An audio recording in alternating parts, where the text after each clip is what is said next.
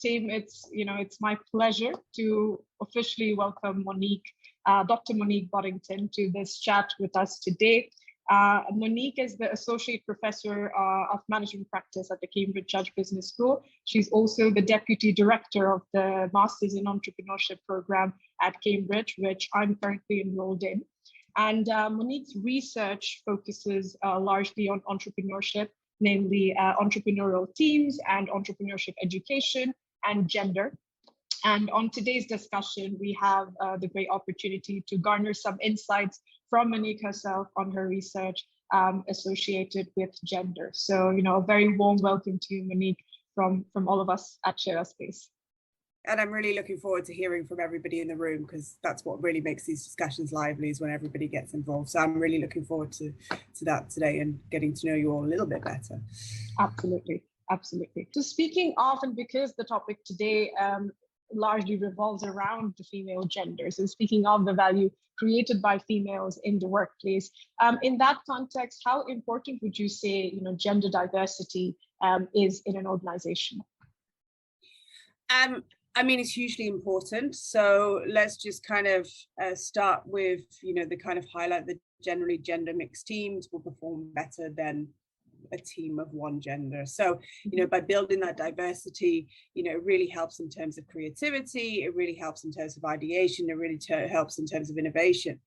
If we think about entrepreneurship, one of the critical things in entrepreneurship is really understanding your customer, understanding the problem you're trying to solve, understanding your solution.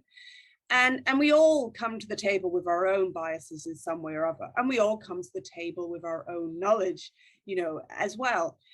And you can quickly see why having a more diverse team of more diverse background is going to give you much greater breadth of insights, which is really useful to any business, and particularly in an entrepreneurial context.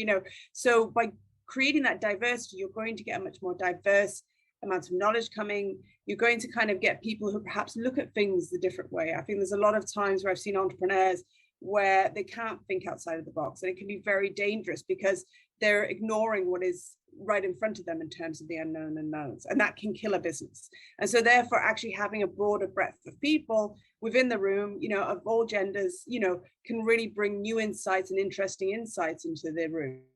I think the one thing to say, caveat that with, is that obviously, that has to be done in the right environment. So it's not just, I think there's a lot of kind of, we call it, washing, gender washing, greenwashing, all the rest. You really need to kind of, actually give them a voice as well. It's not just bringing them into the room, but creating the right environment where everybody can the box their opinion in a kind of open way, where people feel safe to actually step forward and share what they're thinking, rather than perhaps feel like they're going to be criticized immediately, or it's not going to fit with the culture of the company. So it's a two-piece puzzle. It's about diversity, but it's also about building the right culture to foster diversity. Exactly. That would have taken me on to kind of the next question I had in mind. So that's a great kind of transition into that, because that is what I was going to ask. In order for the gender diversity to really, take shape, what can an organization do to ensure that you just not put the women in the room, but also ensure that they have an equal voice? And I think that's you've nailed it. Yeah. It's just and I think also it's about recognizing more and more the kind of work-life practices. I think particularly in a post-COVID world, we haven't talked enough about how, so, before COVID, you went to work generally in the office, and then you generally worked at home. And I don't know how you're doing it there, but there was a real separation between the work and the home. And it's highly gendered, actually, because the work is seen as the place of the masculine and the home is seen as the place of the feminine. And therefore they're divided, in terms of space, actual space. And I think actually in this current, we have a real opportunity here of reframing this and creating a new relationship between these two things. For some people, perhaps having more kind of flexible working will really help them if they, for example, have caring duties. So I think it's also about putting the frameworks. A lot of women will continue to have careers and they will continue to have families, and that will come with, sort of things. So having the practice in place to support those women, to actually also allow them to do that. We don't talk enough about, ones if we expect them to work late, but this is very much a UK example, but nurseries aren't open, for example. So I think it's also about having the right support network to ensure that people can, really make the most out of everything and really kind of, work in productive way for them, but also balance their life as well. And I think we will see moving forward a lot more, well, I hope, of kind of these blurring of kind of duties, you know, I think men taking more family duties on board, but also of women and, you know, the home being also a place of work to a certain degree as well. In that context, you know, once that gender balance is achieved within that organization, along the lines of technology or anything other than that, what could organizations do to sustain and ensure that they're building further upon that block that they've got now? So I honestly believe that, I think, you know, we've talked about it, Sarjeena, in person about this, but I think making an organization is always easier if you embrace diversity of any level, particularly gender, from the earlier stages, rather than try, as a lot of very big corporates do, to kind of bring it in straight off. And so, you know, further down the line, you know, when you have a big organization, when you have a lot of culture, when you have a lot of working practices, and then it is about how you maintain it. And I think it's always staying true to that culture and making sure that it doesn't get watered down as you grow, that it doesn't get lost as you grow, that you still embrace it. Because I know as an organization grows, there are different challenges, and it becomes, you know, kind of like, for example, the CEO, the founder, will have a lot less control on the day-to-day. So it's making sure that you're building this in at every level as you move forward, and you continue to embrace and diverse it. But the biggest battle is at the beginning, and then it's a matter of just don't lose sight of it. Don't think, oh, well, we've done this, it's all going to be fine now. Journey of kind of traveling up the hierarchy is, like we discussed at the beginning of the chat, is striking a balance between the family responsibility or household responsibility and work commitments. And often socially and culturally, we see that women would be bearing the larger share of the household responsibilities, even when both the partners in a marriage or in a partnership are working. It's usually the females that take on the greater share of the house responsibilities. And that obviously consequently makes it increasingly difficult for them to manage the workload or the demand that comes with managerial positions. So, and that inevitably becomes a barrier to growth for females in the organization. So what would you reckon organizations could do here to help? It's a tough one. So I think it's a really tough question. So I think as an individual, I think more and more we need to see household chores, family raising, not just as kind of, oh, it's a woman's thing, she just does this. I think we need to see it as work. You know, this is work people do. You know, I am not going to, you know, cleaning my bathroom is work, whether it's paid or not unpaid, you know, it is work. So I think one is to actually reframe that in terms of understanding that it's not that they're just going home and doing the rest of their life. They are doing even more work, and how to balance that. You know, I think there's also a conversation to be had that I think one of the things I would want for women is, I'm not going to say, you know, I identify as a feminist, but I'm not going to say, look, you know, you should be a career-minded woman and you should become the CEO of some big company and that is what your goals should be. I think it's more giving the freedom for women to choose for themselves as well. You know, they need to be their authentic selves, you know, and I think they need to be true to themselves in terms of the priority. And so therefore, it's really about giving those women the options of doing that. So the opportunities to be who they want to be. I think there needs to be a lot more conversations around training. I think there needs to be a lot more conversations around returning to the workplace, perhaps after a career break. I think there is a huge kind of issue with women where, you know, it's not, classically in life, there was a very classic thing where you either as a woman, at some point you left and you went home and then you raised a family and that was your rest of your life. And as a man, you went to a job and you spent the rest of your life in that job and then you retired and that's your life. I think life is a lot more, you know, I'm already on my second career in some ways. By the time I hit my late 20s, I was shifting careers. And so I think there's a lot more about kind of understanding how life is not just you make this choice today and that is the rest of your life. So I think it's also giving people the opportunities to move between these different roles as well. And, you know, I think that we need to support women a lot more as well to return to the workplace after having family. Perhaps they take a career gap, they raise a family, they return to it. So that's one very opportunity, which I have to say that would be mainly policy level in terms of discrimination, would be a huge opportunity for that. But you know, there is, I think, training, but also I think ultimately understanding and giving options to women to decide for themselves which path they would want to do. I had a question just lingering in my mind that we have seen that there has been greater female participation in the past few years, but we've also seen that women are facing various kinds of obstacles in the workplace, starting from a lack of capital or strict social constraints, or even limited time or resources. So my question was that what can be done to overcome these obstacles, and who do we held responsible for taking actions? It's Farah, thank you very much for the comment. Yeah, I completely agree with you. You know, I think one, I recently was saying something because I was getting kind of like an article for some marketing material, and I was kind of like, it was very negative about the challenges women will face in entrepreneur. And I was like, can we just actually for a change be more positive and actually embrace that there has been some positive things, and the number of entrepreneurs who are women across the world, you know, has increased, and women that have received greater economic theories. I know it's not, I realize on a global scale there are other countries where in fact it's gone backwards in terms of equality. I realize that completely. So it's not completely positive, but also be positive. It's complicated is the simple answer. And I think the problem is it happens at multiple levels, as you just said. So, you know, there is in law, there is written inequality across different countries. There are I can't remember, there's a list of different countries in terms of inequality. Even in the UK, where you'd think, you know, forward looking, there are inequalities in law related to gender. And in some countries even more so the case. In policy, there are inequalities. So, you know, one thing is that I think there needs to be more done at a government level. And there are some really great examples. Look at Finland, go and Google their current kind of lineup of leaders.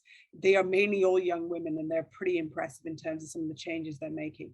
But, you know, so yes, there is more government can do. So, you know, one thing is to leverage that in some way. If you have connections, if you have, you know, in the UK, we would say, you know, kind of political, embracing political kind of activism in some way.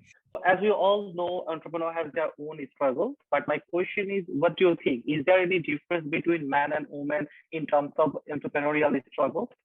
So I always like to think of it on a bit of a spectrum in this way. You know, not all men are the same, not all women are the same. You know, we are all different individually.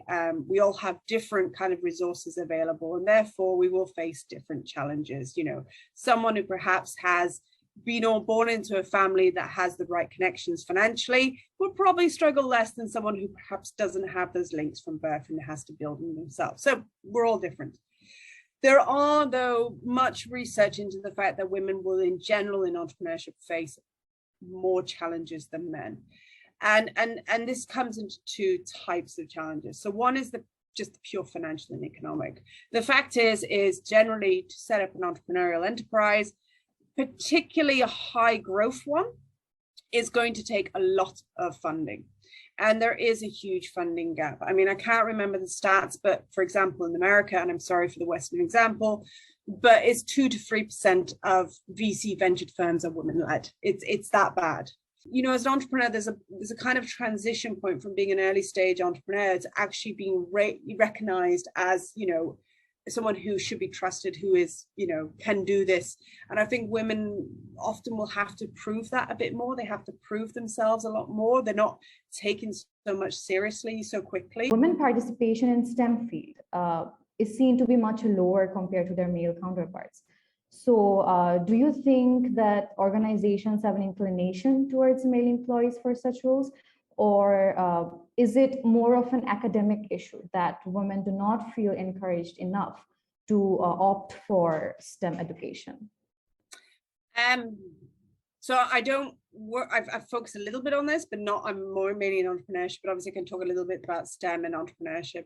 I honestly think it's the same structural factors that impact entrepreneurship, impact those fields that are classically seen as male-led. I do think in Western societies, there have been a lot more, you know, for example, medicine in this country. So increasingly there are more, and I think this goes across many countries now, where more women are going into degrees in medicine than men.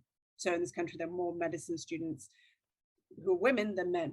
The only problem is, as they move up the ladder, you find that actually they don't become the kind of consultants in the higher scale. That's still masculine dominated. So there's still, we've slowly been getting rid of the problem of attracting women to these fields. And I think, there's been a lot of work done at that level, but there are a lot of structural kind of barriers along the way that mean that that's still not kind of quite going at the highest level. And that's where, companies in particular, really need to focus on how do we actually recognize and promote talents. A common scenario in South Asian countries like ours is suppression of female voices and the lack of representation in the workplace. So I would like to know from you that how different or similar it is in the case of European region. There is an increasing in the Western society, so talking generally, there is an increasing recognition that women should have a voice in the workplace and an empowerment in the workplace. And in some cases, this has happened in a very successful way that we should celebrate. We have a lot more kind of, we may be on to our third female prime minister in this country in a couple of weeks, whatever one thinks about that. So, but I think you can see women breaking through and having much more of a voice. I think, though, there are some organizations that still do not quite understand this and do this in the best of ways. So either because there just isn't. I mean, I still am amazed at this day and age that, I go to some senior situations where I am the only woman in the room still. I think it is getting better. I think we have to learn how to, as women or even men, how to actually raise our own voices in a situation, because it can be really scary. I've been there. I'm scared, but not being frightened to put yourself forward. Not being frightened to raise your voice. Nowadays, like we often get to hear that there is a significant pay gap between men and women employees, especially in non-agricultural sectors. So do you think there are like specific factors or some factors that influencing this pay gap? Oh, wow. Okay. Yes. So the gender pay gap is well and truly recognized. And in the UK, we have new policy, which means every company above a certain size has to yearly publish that gender pay gap, which is quite interesting. So I think there's two ways of looking at it. So because unfortunately women are generally at a lower level of job, usually less skilled. If we look at the average pay between men and women, then obviously there is a gender pay gap, and therefore it is more of a conversation of how we recognize and promote talents and provide opportunities to women to actually move up that ladder. However, there is also a well-known thing that women of equal positions often will be paid less. I don't know the pay gap research so well. There is stuff around how women and men go into roles very differently, and how women are less likely to negotiate than men. There are things like this. But then why? The question is, why do women negotiate less likely than men? Well, because women are told, well, we should be nice. We shouldn't, kind of ask for more. This is how we were educated and brought up. So we're told not to do that. And also, they're not making it easy, because a lot of research also says that women who are pushy and negotiate, there's some really famous stories of women academics who went in and said, right, yes, I'd like to negotiate my salary. And they went, yeah, no, we're withdrawing the job offer. Because then the people on the other side have this thing of going, well, you should be negotiating. So there's a lot more complexity there.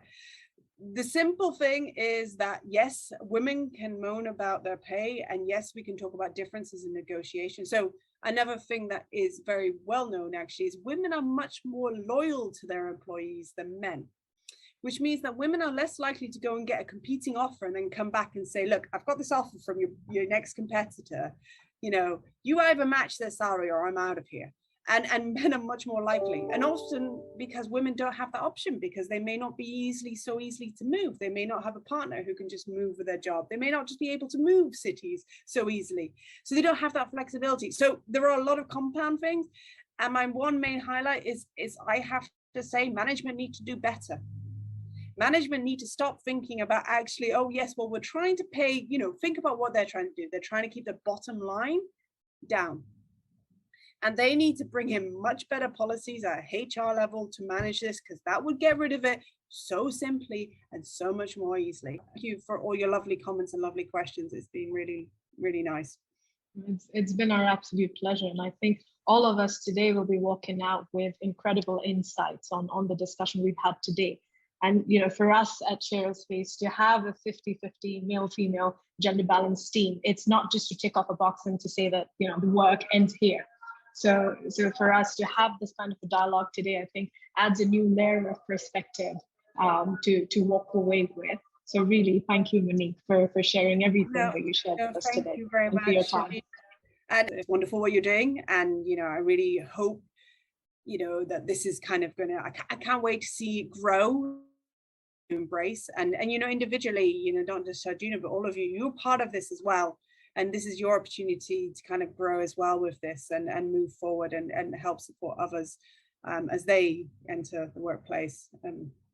Yeah.